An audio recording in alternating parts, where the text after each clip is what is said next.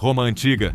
Uma era de glória e decadência, onde imperadores se erguiam como deuses e caíam como mortais. No meio deste império poderoso, uma história se destaca como uma das mais perturbadoras e esquecidas. Não é sobre batalhas ou conquistas, mas sobre desejo, poder e a completa desumanização de um jovem escravo que foi forçado a se tornar a imperatriz de um dos homens mais cruéis que o mundo já conheceu. Esta é a história de Esporos, a esposa de Nero. Na grandiosa e tumultuada história de Roma, entre os relatos de glória e decadência, existe uma história que poucos conhecem, mas que revela a face mais sombria do poder absoluto. É a história de Esporos, um jovem escravo que foi forçado a se tornar a esposa de um dos imperadores mais infames de todos os tempos, Nero. Esta narrativa é uma combinação de abuso, manipulação e tragédia que nos oferece um olhar perturbador sobre a natureza do poder e da desumanização.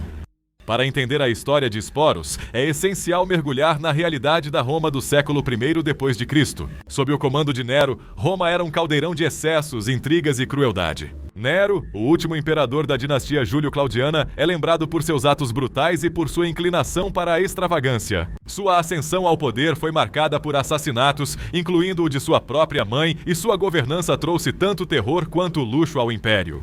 Em meio a esse cenário, surge a figura de Esporos, um jovem escravo de origem obscura. Não se sabe muito sobre sua vida antes de conhecer Nero. Seu nome verdadeiro, sua família, tudo isso permanece um mistério. Mas o que sabemos é que Esporos possuía uma beleza singular que logo chamou a atenção do imperador. Essa beleza, no entanto, seria a causa de sua desgraça. Aos olhos de Nero, Esporos não era apenas um escravo, ele era a encarnação viva de sua falecida esposa Poppaea Sabina. Nero havia se casado com Poppaea Sabina após uma série de eventos trágicos, incluindo o assassinato de sua primeira esposa, Cláudia Octávia. Sabina era uma figura controversa e acabou morrendo tragicamente após uma briga com o imperador. Desolado e possuído por uma obsessão doentia, Nero encontrou em Esporos a solução para preencher o vazio deixado por Sabina. Ele ordenou que Esporos fosse castrado, transformando-o em uma versão viva de sua falecida esposa. A partir desse momento, Esporos não era mais um simples escravo, ele era a nova Sabina. O ato de castração foi brutal e desumano, realizado sem qualquer anestesia, numa época em que a medicina era rudimentar. Esporos, agora desprovido de sua masculinidade, foi forçado a adotar vestimentas e comportamentos femininos. Nero, em um ato de provocação e poder, realizou uma cerimônia pública de casamento com Esporos em 67 d.C., apresentando-o ao povo de Roma como sua esposa. A partir desse momento, Esporos viveu como uma imperatriz, cercada pelo luxo do palácio, mas sem qualquer poder real. Ele era uma peça em um jogo doentio, uma lembrança viva do poder de Nero sobre a vida e a identidade de seus súditos. A vida de Esporos ao lado de Nero era uma constante humilhação. Ele era obrigado a acompanhar o imperador em todos os eventos públicos, sempre vestido como uma mulher, sempre sendo exibido como um troféu. As fofocas e o desprezo da sociedade romana não tardaram a surgir e Esporos se tornou um símbolo da decadência e perversidade do regime de Nero. No entanto, ele não tinha escolha a não ser aceitar seu papel. Qualquer resistência poderia significar sua morte. Em 68 d.C., o reinado de terror de Nero finalmente chegou ao fim. Com o Senado e as legiões romanas se voltando contra ele, Nero se viu isolado e sem aliados. Sua queda foi rápida e, temendo ser capturado e humilhado em público, Nero escolheu tirar sua própria vida.